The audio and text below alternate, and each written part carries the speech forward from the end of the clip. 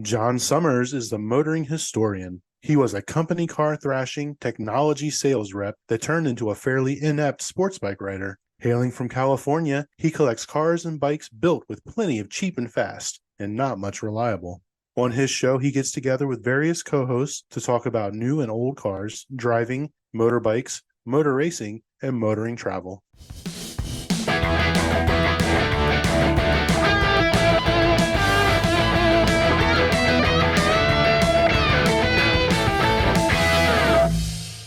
Good day, good morning, good afternoon.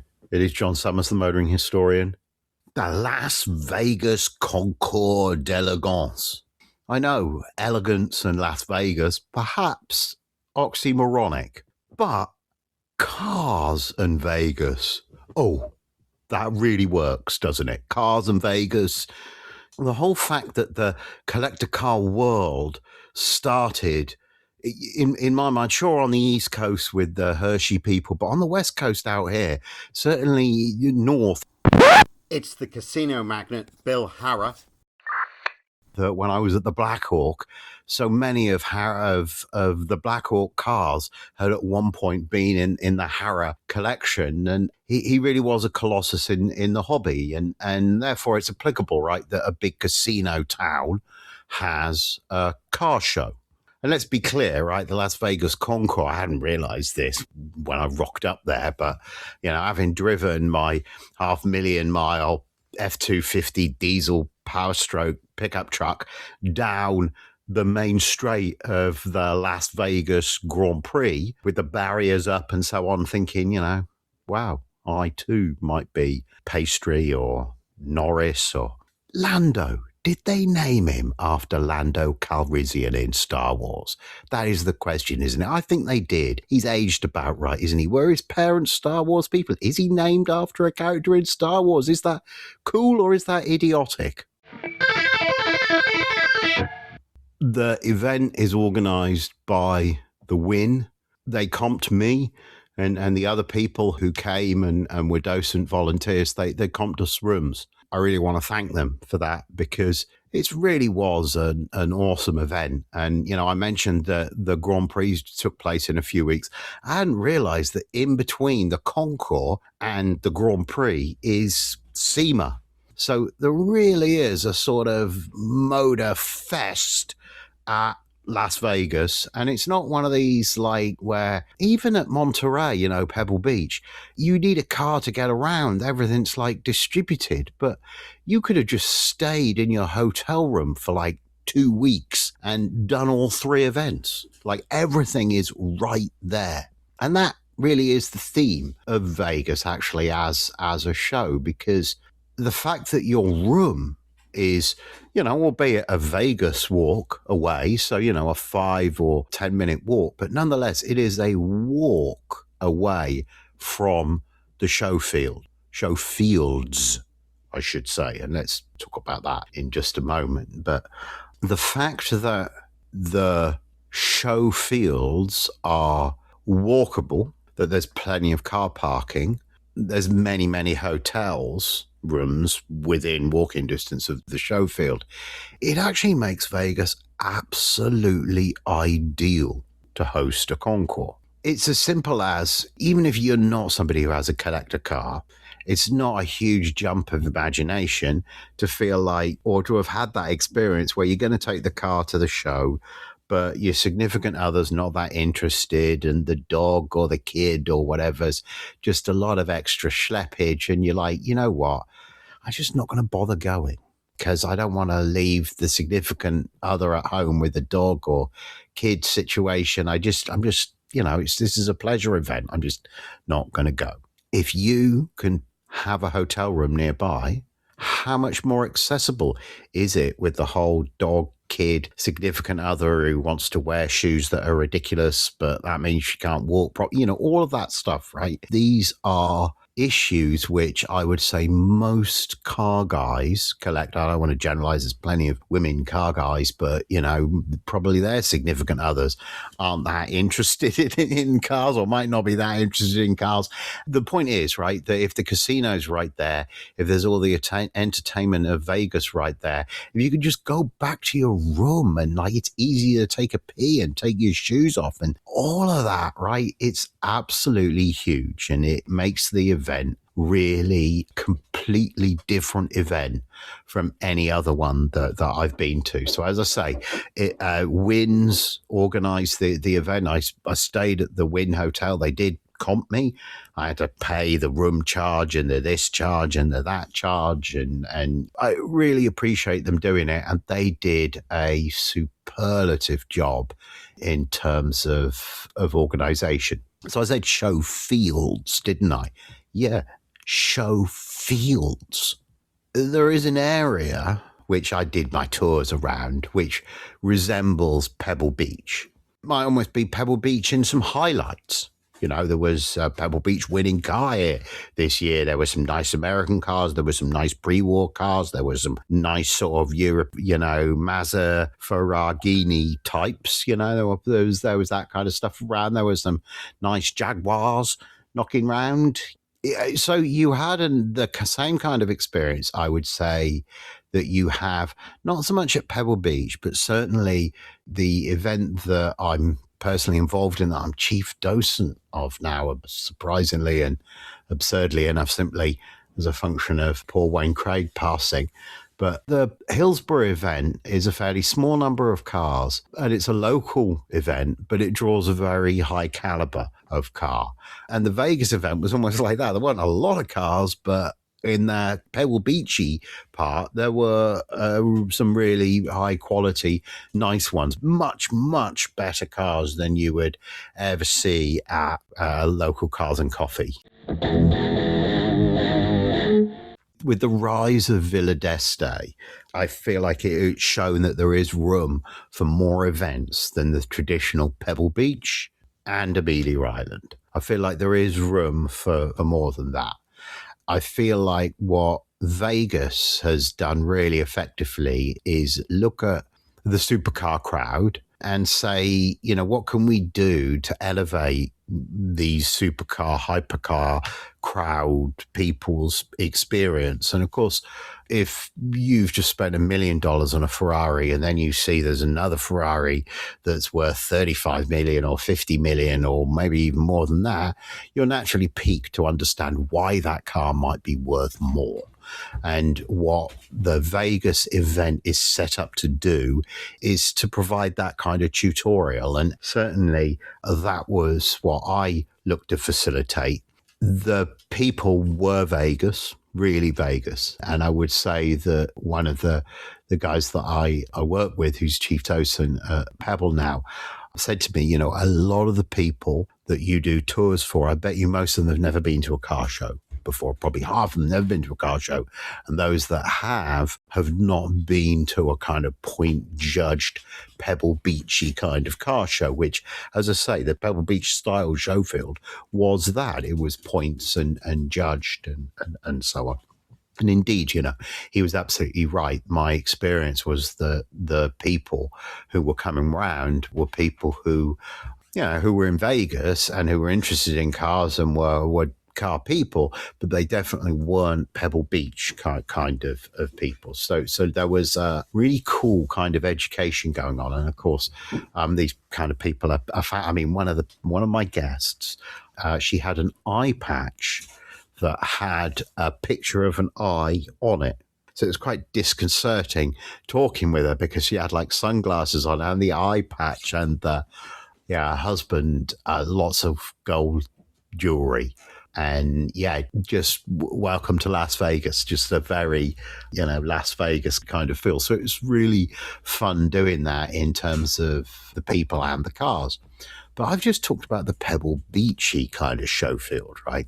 At the foot of the Wynn, right off the strip, they've not just got this one field, they've got 3 or 4. One field was just Lamborghinis. It was like you'd sort of, you crested a rise and then there was a field of Lamborghinis. And I don't mean like, a dozen. I don't want to over exaggerate. Probably 50 cars. I would be surprised if it was less than 50 cars. Certainly comfortably in excess of 24 cars. And of course, what that enables you to do if you're an enthusiast is compare and contrast. And that's unique and valuable. Now, to have that would have been awesome. But to then have 2 or perhaps 3 more fields that have Paganis and Bugattis and then a sort of manufacturer kind of area, Gunter Works and Overfinch and, those kind of like Brabus, for whatever brand kind of guys. Don't want to knock that if that's your thing. Guess I'd love to have that much money to be able to, spunk that much on a special version of another car. Why am I doubtful? I mean, I had a student who worked at Gunter Works. I'd never even heard of them before. And, the front end treatment is Marmite, isn't it? And I happen not to like what the Gunter Works look for the front end of Porsches. But, whatever, each to their own, happy that, but this is the kind of people who were at the Vegas show. I think Pagani launched a new car or something like that. I might include some pictures of it because there was one car that he seemed to be on stage talking about at one point when I was coming to and from the show field after one of my tours. And the car was like in the reception of the hotel. Faintly reminiscent of one of the Ford Le Mans cars. I might interrupt myself and record a little bit. But I want to say, is it the J car or was it the Ford 3-litre? There was a Matchbox model of it. That's when I knew about the car. I don't think it was that successful. But, by that time, Matchbox had committed to doing the model. So sort of, the car through the model, even though the real car didn't race anywhere near as successful as the GT40. I can't remember the exact, but this is what that Pagani looks like with a kind of fishy high tail, like swoopity high tail. Yeah, Editor John's here to tell you it's the Ford 3-litre. Apparently it was built by Alan Mann, and there is a Matchbox model of it linked to the Matchbox model. So a photograph of the actual car, which does look a bit fishy, and I think does have proportions that are reminiscent of the Pagani that I'll add a picture. Quite appealing, although obviously I'd rather have the real race car, wouldn't you? I was fundamentally blown away by the fact that there was so much stuff there. The Bugatti field, I mean, my God, there was some crazy statistic like 53 Bugatti Veyrons imported into the US, and of those, like 50 of them, or 33 imported into the US, and of them, 30 of them were at the show. So that was pretty stupefying, really. I mean, I'm not a modern hypercar kind of person, but the spectacle of that is a stupefying thing. And, as somebody who's not looked closely at them before, it's pretty awesome to be able to compare the different evolutions of Veyrons and then Chiron. And so this is quite an interesting thing. This modern Volkswagen design, I find it very iterative. It's like in your mind, today's Audis look the same as ones from 20 years ago, but they don't. They've like tweaked and changed and evolved, and they retained the brand values whilst modern. I do feel like that has gone on with Bugatti as well, and it's awesome to see, but it's also a bit Germanic and mechanical, and not the way that I feel like it's not the way Gandini designed the Diablo, is it? Did he design the Diablo? But I mean the Countach. But you understand what I'm driving at. In that period, design was done great flair and passion. It's not the way Scaglietti did the original Ferrari GTO, is it? So, call me old-fashioned. Right, the rustling of paper signifies that I'm actually taking up my paper to talk through after 16 minutes of just absolute off-the-cuff drivel. So the first note that I had here was, this is Concours, but Vegas style, and I think I've conveyed that already.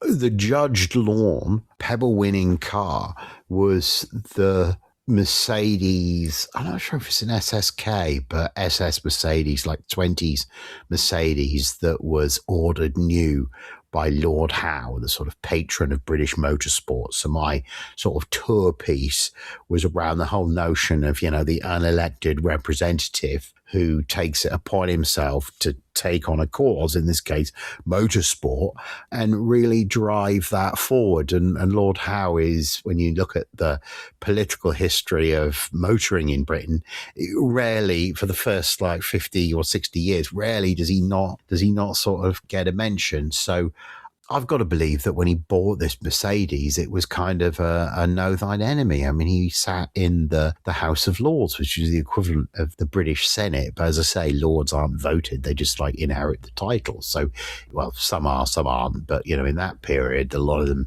and in his case, he inherited the title. He didn't do anything, to become a Lord. Unique because it was bodied in Britain. It has a very British kind of style to it, super rakish. I put a photograph that I took of the pontoon. It's kind of a step, it's kind of a storage container on the side of the car. It's just a beautiful piece of art. But as I say, I really feel like it's a case of know thine enemy, that this was Lord Howe very much saying to Bentley and Rolls-Royce, look, this is what the Germans can do. We need to be able to do better than this. And, he was a keen racer. So, the car was exercised. So more recently, I think it's owned by John Shirley. I'll delete myself out if I'm wrong. All right.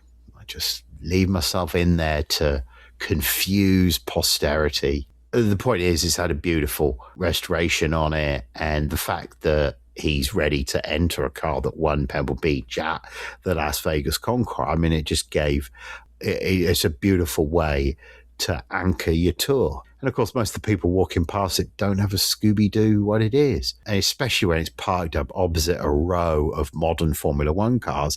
I mean, this is amusing, actually. People were walking straight past the Howe Mercedes and were gushing over the sort of Schumi era F310, I think that's the designation, but a sort of, 20-ish, 15, 20-ish year old Ferrari Formula One car. And of course, nowadays, everyone's like, ooh, the V10. What you're struck by now is how bloody big the modern cars are next to it. It looks like a Formula 3 car, basically, in comparison to a modern Formula One car. But look, right, that was another thing that was bloody awesome about the show, was that they didn't just have a few.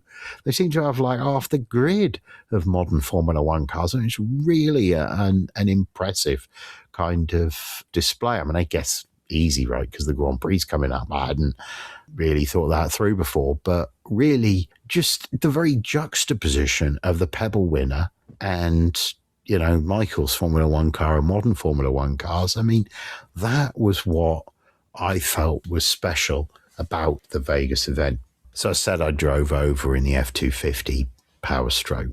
I mean, it's 1,500 miles on a weekend. I mean, it's total trial by fire because I ran the thing out of gas not long after I bought it, and then had to purge the gas line, the diesel lines and all of that. So, and actually, just within the last 24 hours, I'm recording this a long time after this road trip, months after the road trip. It's like January now, when this event was sort of November or October or something of last year. It's had some fueling problem now. It's not running right now, bloody F-250. Well, anyway, I ran out of gas, fixed that, and then was like, right, I just have to trial by fire this thing. So I drove it to Vegas and back, and I drove by Mono Lake and that kind of way. I took almost a direct route, drove across Yosemite. Really, really awesome drive. The truck only seems big in the city, right? When it's a crew cab long bed. And it only seems big when you're in the city. Like when you're just driving along normally, it's fine. But when you get into Vegas and then have to park at one casino and it's a massive hike, and normally it'd be fine because you travel light, but now you're doing a concours, you've got multiple pairs of nice shoes and, jackets and all of that bollocks. So I had to leave the truck parked up, not miles away, but a long way. I mean, I spent one, and I wouldn't say whole day, but I spent a good 2 or 3 hours just because it was like a 20-minute walk from my room to the truck and back, and I couldn't carry all the stuff in one go. So I was like hiking backwards and forwards. So it was really Betty Swallocks, let me tell you. That was really annoying. And but it's my own stupid fault, right, for driving a giant truck. And it probably would have fitted in the car parking, but, you don't want to get it stuck, do you? I mean, it's like driving in past the barrier and then it getting stuck on the ramp. You just like... So the night before the concours, we were invited to a party. And the party was shortly after we'd done our pre-show field walk. And as usual, when you do the pre-show field walk, not all the cars are there. And in this case, we did the pre-show field walk the night before. So it's pretty cool. Is it Broad Arrow or RM or one of them were doing auctions there. So whilst I was waiting to meet the others, right there in the hotel, in the middle of the hotel, was like a full-on like Italian job spec, old English white Mini. Really looked good. Rarely have I lusted after a Mini more. It was in exactly my specification, Mark 1, external hinges, Minolite wheels. But then somebody had put big tail lights on it and it just offended me. It just offended me completely. I was like, ew, like, get out of town. Like, you gotta do the small delicate tail lights, the outside hinges, the plexiglass. The details have to be right. I just want to say, British people, this business of fitting black and white plates, like when I say old fashioned, I mean like from the 60s, black plates with silver letters on them, on cars from the 1970s, like anything later than a sort of J or K plate car, that has to be a plastic number plate. If you've got an R or a V or a W reg car, like a 80s Escort XR3, that car needs to have a yellow number plate at the back. It just does it. Party the night before. I digress. I was on the show field, wasn't I? Yeah, I was talking about pottering around the show field the night before, and I almost didn't go to the party. I wanted to like show my face and I wanted to, mingle a little bit. And so it made sense to potter down there. Oh, the people, like, oh, wow. I had a number of really interesting small talky conversations with people. And they were very Vegas-y kind of interactions. It was fun, but I can't remember a single thing they said or anything about them. There's one woman that I spoke to who was taller than me. I remember speaking to her for a little bit. I was with a guy, Pebble chief docent guy, and he's an imposing looking guy. He's like silver beard and silver hair and broad shouldered and tall. He had a gold jacket on. So this guy rocks up, who's wearing this like green snakeskin kind of jacket. And I can't remember what his role was, but he was basically like, they compared notes on having loud jackets. And then we got talking to the guy, and he has this lovely, in fact, I'll include a picture of the car. I've seen the car at La Jolla as well. He has the only Lamborghini, I think it's a 350 or a 400 GT that was actually used for any kind of motorsport. So it has like a semi kind of racing spec thing on it. I wasn't convinced by the car before. It was cool and all, but I wasn't convinced by the actual motorsport history.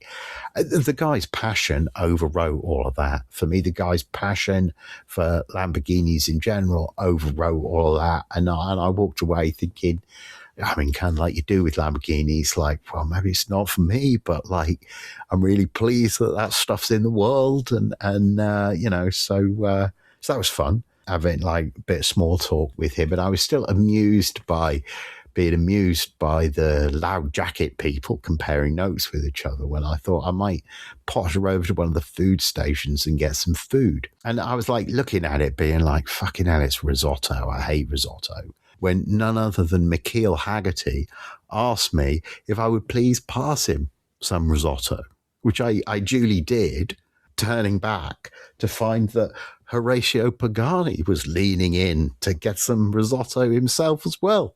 didn't persuade me that I wanted risotto. Still fucking hate risotto. It's the kith's death on cooking shows, by the way. If you're watching a TV cooking show, if anybody's like, I'm doing the risotto, like, no, right? No. Clearly there's some like, rhythm stirring stuff that you need to do that you can do in the kitchen normally, but on TV land, it's just not possible to do. It's always the kiss of death. Mark my words. If you're watching a cooking TV show, I could make money betting on that, couldn't I? That short-term betting thing.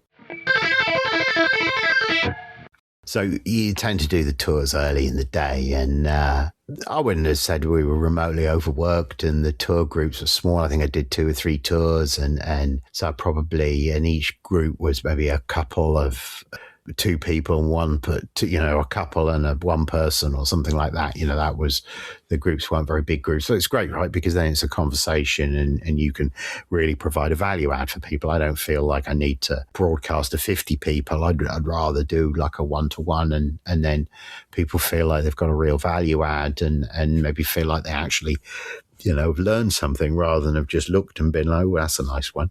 I mean, I know how I'm like when I go to a museum. I don't want to do an audio guide, but at the same time, I do like to leave with a bit more information than I had before. I happen to enjoy reading the plinths and stepping back and looking and reading. I get that other people learn in a different kind of a way and want to learn in a different kind of way. And that's why I've always felt like doing tour guided stuff was worthwhile to do. And with these people, obviously, you get, if you're coming from a place where you've never been to a judged car show before, there's so much more that you can learn here in addition to just the cars. So it was fun interacting with the people and doing that. And I was tired walking back to my room when I saw, I'd already seen his red Chiron. And if you know the world of automotive YouTubers, you will know the moment, not red Chiron, red Veyron. The moment I said red Veyron, I was talking about Ed Bolian. He was lurking right there on the lawn there, and I'm not one to go up and introduce myself to celebs or semi-celebs or whatever, but he was there with old Don Maguire, the Maguire's car polish people. And Maguire, I realised standing there looking at both of them are like a head taller than me, so it's a peculiar thing. But I realised standing there looking at them that both of these people try and do the same thing that I do, but they just do it more successfully than me, which is they've made their passion for automobiles a living. Just because they're earning a reasonably good living at it, it doesn't stop them continuing to tell stories and share the passion and encourage other people to be enthusiastic about motoring and old cars and just caring for the automotive and engineering cultural heritage of the 20th century or whatever you want, all of the above. So I did a whole like gushing fanboy piece with him around, thanks for what you do for the hobby. And then we walked through the hotel together because he needed to look for reception. And it was amusing because I think he thought that I had a lot to say to him, and maybe because I'd gabbed on a lot when I first met him, but I didn't really. Afterwards, when I got back to my room, I was like, shit, I should have asked him this, or I could have asked him that, or I could have said, oh, bravo on that. Or I did say to him, mention the class that I do, that I teach, which is a storytelling class. And I mentioned how with VinWiki, I felt like, my initial thing was, God, this bastard stolen my lunch. But then upon reflection, I was like, no, on the contrary, this is actually publicizing the form of pure automotive storytelling. It's saying there is something special about automotive stories. And it's funny, I read a Reddit that commented that everybody on VinWiki was like a law-breaking, arrogant asshole. Some of the guys that he has on there, certainly years ago, came across like that. Well, I think that's even better, right? There's nothing more beautiful. It's like the Geoffrey Chaucer inviting somebody on and having them condemn themselves out of their own mouth, like how you let the fool tell a story to make himself look like a fool. You allow the coward to paint himself as a venal, greedy coward. And some of the people that Ed Bolian has had on VinWiki, they do come across like that. And of course, people are ambivalent about the whole nature of cannonballing, which is, and it's by being a cannonball record holder that's how Ed Bolian came to the public eye in the first place, if you like, and was able to build this brand around buying the cheapest cars, the worst examples of exotic cars that he could possibly can. And then by virtue of him having it and talking about it and repairing it, you then turn the bad story into a good story, and you write off the fact that the value's bad. And, if you make enough song and dance about stick shift Lamborghini Murcielagos, which you happen to own, sooner or later, because there's only like 30 or 50 or 100 of them or whatever there is, sooner or later, you're actually able to move values materially based upon the research and the stories and all of that stuff that you're doing. So I should have said to him, bravo for showing me that shit, because I may have been telling car stories longer than you, but I didn't see a way to sort of monetize it as effectively as you did. I talked much more then than I actually did to him. I must have been knackered. Thank you, Drive Through.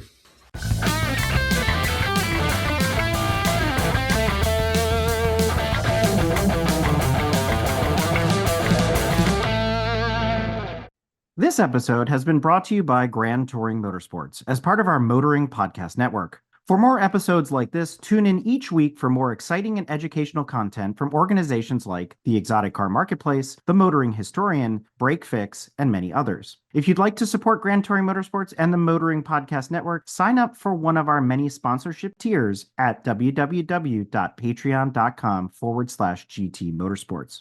Please note that the content, opinions, and materials presented and expressed in this episode are those of its creator, and this episode has been published with their consent. If you have any inquiries about this program, please contact the creators of this episode via email or social media as mentioned in the episode.